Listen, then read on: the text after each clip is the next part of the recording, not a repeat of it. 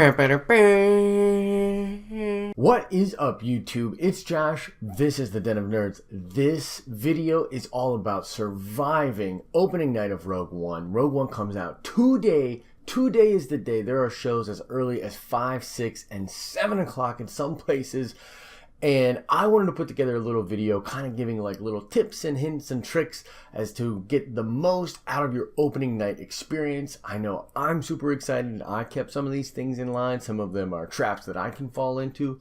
And so I did a bunch of research and I put together this video and I think you're going to really enjoy it. So let's get right into it. Now, the first key to surviving and thriving on your opening night of Rogue One is to have good seats. So if you're like me, you're obsessed with reserved seating. Reserved seating is something that's a really, really big deal for me. In fact, I'm technically driving 40 minutes away just to go to a theater that has reserved seating because it's that big of a deal for me.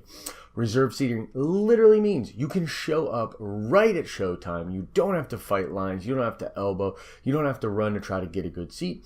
Your seats are reserved. You get there, you take your seat, everything's good and easy peasy, lemon squeezy. But if you did not do that, and some of these IMAX showings don't do reserved seating for whatever reason, so there's a number of different problems that can prevent you from having that. If you don't have reserved seating, you're definitely going to want to get to the theater early.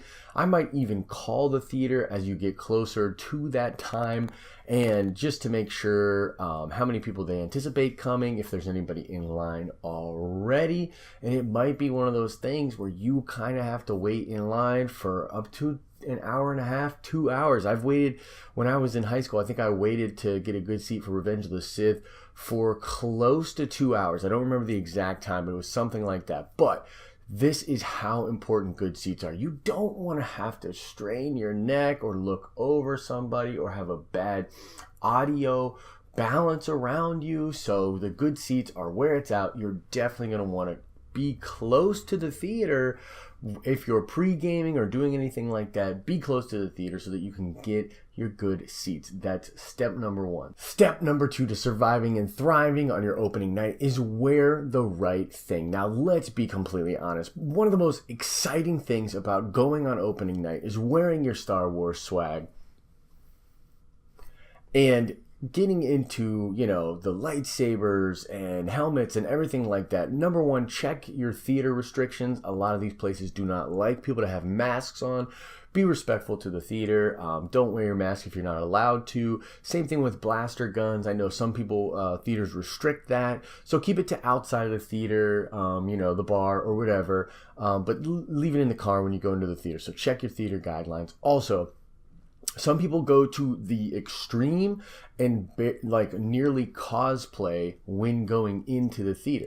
Super cool stuff. I saw this Padme and I saw a Kylo Ren last year for Force Awakens. Man, they looked awesome. Really, really cool stuff. But my only caution would be that, you know, you don't want to be uncomfortable. So while things like that are super, super awesome, remember, you're really there to watch the film. All these ancillary things are great, but you want to be able to enjoy the film and not obstruct the film for other people. So if you have some kind of headdress thing going on, or if you're a little too wide or whatever, just be respectful to the other people that are watching the movie, and you know, make sure that you yourself are going to be okay and comfortable for the duration of the picture.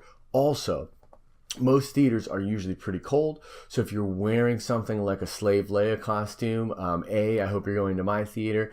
B, I hope you do Pilates. And C, I hope you're bringing a sweatshirt because theaters can be really, really cold. Having said that, though, I've been to some theaters recently that actually ran at a pretty hot temperature, which was kind of odd. So make sure you can take off layers if you need to. Whatever you need to do to be at optimal comfort level while watching this movie. Tip number 3 is to limit your pee breaks. Oh my God, I actually missed the Force vision the first time I saw Force Awakens because I had to pee. It was tragic. I knew as soon as I walked back into the theater and saw the tail end of that vision that I had severely messed up. Now, luckily, I've seen it many, many times and got to dissect it, but I'll never have that first experience of watching it. You know what I mean? Like, it was that whole experience was hurt because of that. So if you're anything like me, pee breaks can be a super problem. So resist the urge to gulp away at your sodas. Take the sips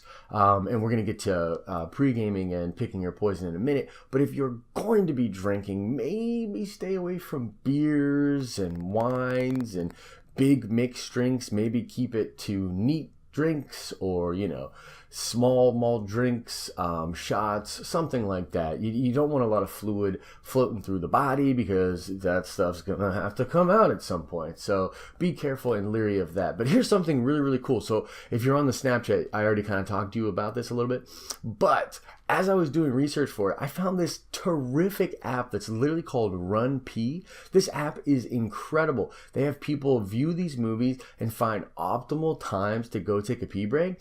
In fact, you can literally set it so that it will vibrate and let you know when the optimal time is coming up. Then you can leave and get a text readout of the information that is being given on screen. They literally tell you what's happening as you're in the bathroom, so you don't miss it really at all. And just so you know, for Rogue One, there are 2 ideal pee times. Go check the app out. It's really, really cool. They're not sponsoring video or anything. I just think it's an awesome app. So check out Run Pee and optimize your pee breaks if you must take it. But like I said, restrict your soda drinking. Don't do too many beers before you go right in. That's pretty much all I got for you, and use that app. The last one is basically not getting too inebriated. So my 4th tip is how to get to the perfect level of inebriation for viewing. And I'm going to have to go all Papa Josh on you here, because I know the tendency of these sort of things when you're with your friends, when you're really, really excited, is to push it a little bit too far. So I have to give you some practical tips as to why and how to A, be safe, but B, not ruin your experience either for yourself or for others around you by being too messed up.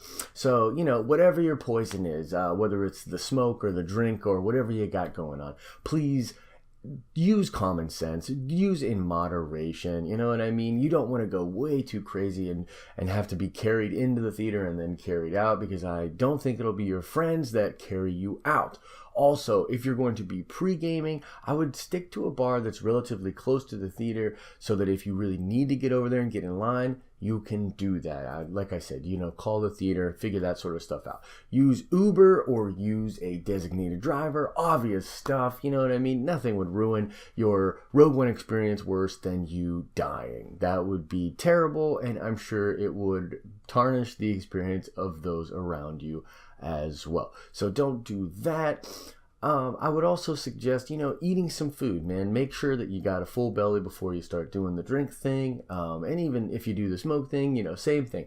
Just make sure you've eaten before you go in. Remember, the experience itself is going to be created with your friends and with the movie. So, of course, you're going to want to be a little inebriated, but you really don't have to push it as much as you would for other things, because the movie itself it'll be exciting enough. So, try to hold back a little bit on that.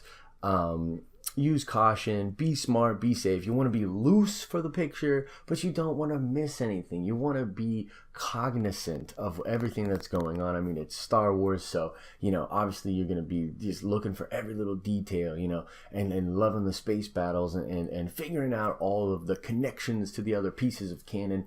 Very, very cool stuff. So whatever your poison is, and, getting to that proper level of inebriation for you is an art form. But for those of you who are going to be doing that, just use caution and common sense. Those are my tips for surviving opening night of Rogue One. I don't know about you guys, but I am super friggin' excited. I'm going to be going to an 11 o'clock showing, so a little bit later. It's going to be really, really cool, man. I've heard a ton of really awesome things.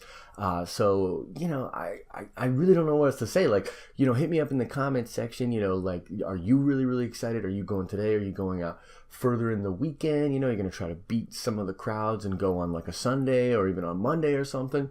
Let me know. Obviously, this video is spoiler free, just trying to bring you some tips and whatnot. So I think that this could help to serve your viewing experience and how to survive opening night of Rogue One, or whenever you do end up going. Because I personally really like the energy of opening night. I really do. I like the energy, even in the first weekend, going to see it again and again is just so cool and rewarding to me. So I'll probably be seeing it again a couple times tomorrow, actually. But that's me, and I'm a super big nerd, so kind of have to do it.